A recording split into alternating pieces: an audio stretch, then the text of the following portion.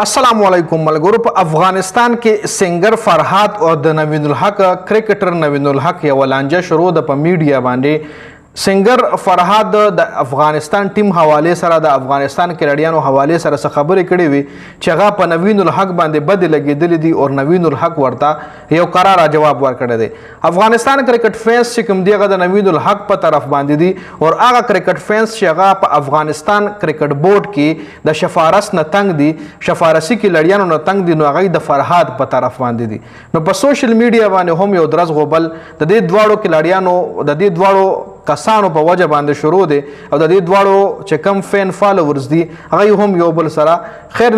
دا لانجی کونجی خو په میډیا باندې هر وس کیږي. خو ټول نه پیله سنگر فرحات چې کم دی زه بیسیکلی خو دې نه پیژنم او نه زموږ داسې غانو سره شوق شته چې زه به لکه دې پیژنم، خو لکه بیا هم یو انسان دی او د خبرې چې کوم دی هغه داسې لایټلی نه دی شتل پکار. نوین الحق لا سنگر فرحات چې کم دی د یو تنزیه او مزاحیه انداز کې یو ټویټ کړو، یو خبره کړې و نیوکه کړې و د افغانستان کرکټ بورډ حواله سره د افغانستان کرکټ بورډ باندې تنقید کړو او په کلاډیانو باندې تنقید کړو لکه حشمت الله شاهدی یا داسې هغه کلاډیان کم چې په شفارس په واسطه باندې د افغانستان کرکټ ټیم کې مطلب ایز ا پلیئر لوبه کوي، په شفارس باندې ټیم تر دننه شوی دي. نو د هغې خلاف د یو تنقیدي ټویټ کړی، یو تنقیدي خبره کړې وه، یو تنزیه یو مزاحیه خبره کړې وه چې هغه په نوین الحق باندې بده لګېدلې ده. نوین الحق ورته جواب ورکړی، نوین الحق ورته ویلي دي چې ته په قلاره اوسه،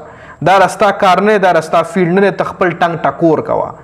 لکه دې شي نه ته ځان لرې وباسه، دې شي نه ته په قلاره اوسه، دا رستا کار نه دی، ته په دې باندې تنقیدونه مه کوه. نو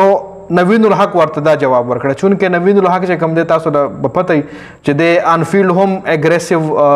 انفیلډ هم دی اګریسیو وي او آف فیلډ هم دی اګریسیو جواب ورکوي. تاسو له یاد شي ویرات کوهلي سره چې د کومه لانجه کړې وه د هغې په وجه هغه لانجې په وجه باندې د آی پی ایل چې کم کیریر و هغې له هم غټه خطره وه او خطره پکې هم دا وه چې د یو څو سیزونو کې دی سلیکټ هم نه شو. نو ګوره انډیا چې کوم دی انډیا خلک یا د هغې میډیا یا د هغې عوام یا د هغې بورډ چې کوم دی د خپل کلاډي په فیور کې ځي که کلاډي په ناجایز هم وي خو د خپل کلاډي سایډ اخلی کې غواړي دا شی شته دی. نو هغه که تاسو کتلي هغه غلطي د ویرات کوهلي وه چې دلې اشاره وکړه د بوټ اشاره وله وکړه چې ته یا زما د بوټ په مثال یا ته زما د چپړې په مثال.